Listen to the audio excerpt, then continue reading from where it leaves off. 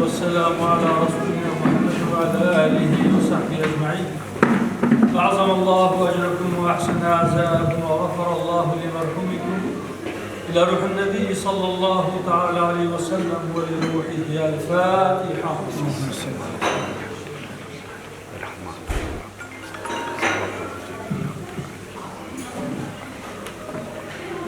Allah kalanlarına bir rahmet eylesin. Rabbim tahsilatını affeylesin. Geride kalanlara hayırlı ömürlerle sabırlı yükselmesin inşallah. Sevgili Peygamberimizin ruhu için, cümle geçmişlerimizin ruhları için, merhum İlmi Babacan Beyefendi'nin ruhu için, Allah rızası için. El-Fatiha.